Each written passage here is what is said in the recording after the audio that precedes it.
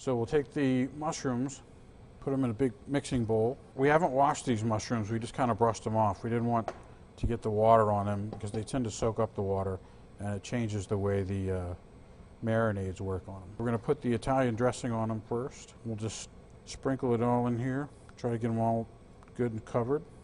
And for something this size, you can use pretty much the whole bottle. And then we'll put in some barbecue sauce. You can use whatever your favorite kind is. This is my own homemade barbecue sauce. And then we'll mix it all up. You want to make sure they're nice and covered. And if you can get the sauce down into the caps of the mushroom, that's good too. All right, we're outside. We're ready to put the mushrooms on the grill. Now we're just using a standard Weber kettle grill. Got our coals nice and hot. Brought a little extra barbecue sauce out to baste them with as they cook. And we can just spoon them on the grill.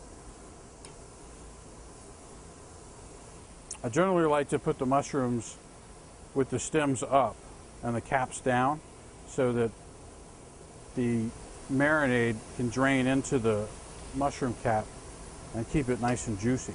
So now that we got them all lined up with the stems up, we're going to put the lid back on, let them cook for about 5 to 10 minutes. Now you'll notice that they start to shrink. That's why we got them big to start with, because they'll shrink and they'll fall through if they're not big enough. So when we go to baste them, we're just going to use straight barbecue sauce, and we're not going to use any more of the marinade because it'll flame up and catch fire. So we got them all nice and basted. Now we're going to put the lid back on. All right, looks like they're ready to go. We'll take them off now.